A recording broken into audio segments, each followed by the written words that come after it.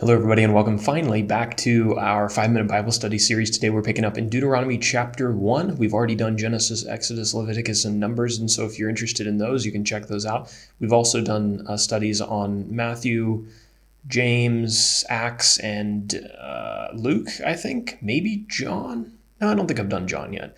So we've got several of these. All of the handouts that you're about to see up on the screen are available for free on our website. You can download them, go out there and get them. They're free thanks to our patrons who support this channel. Well, it's been about a month since I made a video, and that's because, as I mentioned to you in my update video, I had moved continents, and that has successfully been done, thank God, at this point. And we can get back on schedule. Hopefully we can go another 6 months without missing a single day like we did from January to June. I do have an exciting announcement. The books that many people have asked me about and that I've been promising that have all the outlines in them, the physical books, will soon be available on Amazon. I finally got a hold of some physical copies because I was able to go back to the States and get them because I can't get them shipped here. And so those are being edited and they will soon be released. So not too much longer to wait on those. Now, we'll talk about Deuteronomy chapter 1. And just so you know, the first chapter of any book is always longer because we do some introduction information. And so, yeah. But anyway, in all of these studies, if you're new here, all these studies, we answer the same questions. When did these events happen? Who are the main characters, historical characters who were involved? When did the events happen? Or no, I already said that. Where did the events happen? On a map. We want to locate these so we can actually place them in location and history. And then we do an outline of the major themes, the major ideas that run through the chapter, and then an application for our daily lives at the end. So that's what we're going to get into. Let's jump into Deuteronomy right now. Deuteronomy chapter 1, when did the events of this chapter take place? Well, these events occurred towards the end, or actually at the end of the Israelites' 40 years of wandering in the wilderness that we've been talking about in Exodus, Leviticus, Numbers.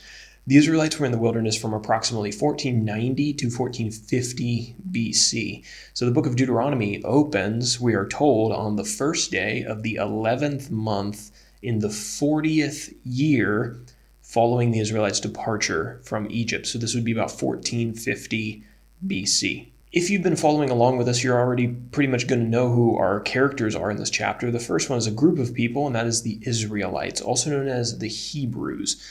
The Israelites were the descendants of Abraham, Isaac, and Jacob. And God granted them freedom after they had grown into a really large nation, but they had spent several hundred years in slavery to the Egyptian people.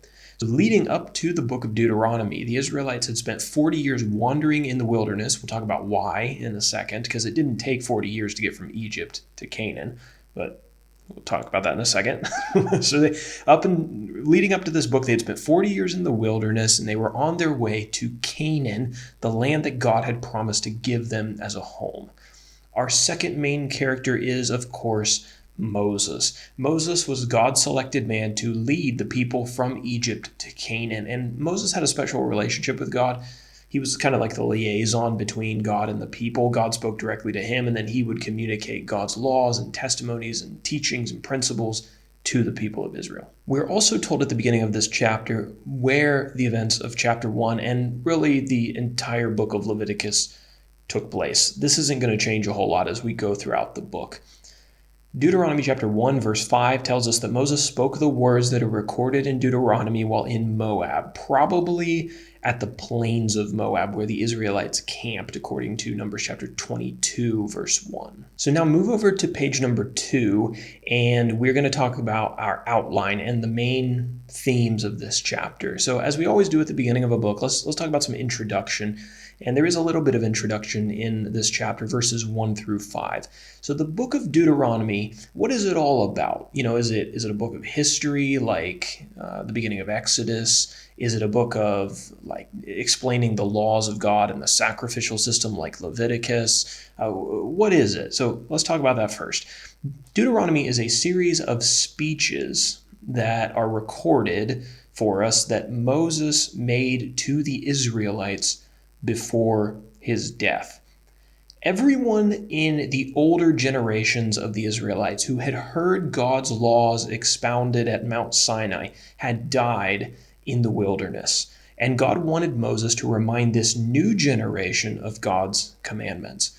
Moses began these speeches, as we mentioned, in Moab after defeating two kings, Sihon, king of the Amorites, and Og, king of Bashan. And again, this is right before Moses' death, so he's getting pretty old at this point. And we've already been told that he's going to give his leadership authority and duties to Joshua, who is his longtime assistant. And he's going to be the one who leads the people actually into Canaan. So now let's move on into the rest of the chapter and talk about some of these speeches that Moses is giving to the Israelites. Specifically, in verses 6 through 25, Moses begins by recounting the history of Israel since the time that they left Mount Sinai or Horeb nearly 40 years earlier. So this was right after the Israelites got out of Egypt. God had delivered them with the 10 plagues. The first place they went pretty much after Egypt was to Mount Sinai. And God gave the people his laws on Mount Sinai. He told Moses then to take the people from Mount Sinai and to lead them to the borders of the land of Canaan and to proceed to conquer the land because God had promised that he was going to give them that land. Moses recalled how on the way to the border of Canaan, Moses had appointed leaders over the Israelites, some from each tribe, to help govern the people.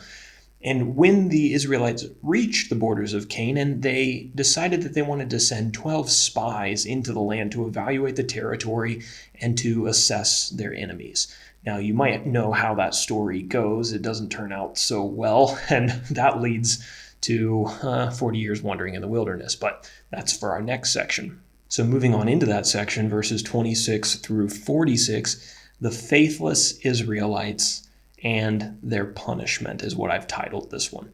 10 of the 12 spies that were sent to assess the land of Canaan returned with faithless hearts, telling the people that the inhabitants of the land were too strong for them to overcome.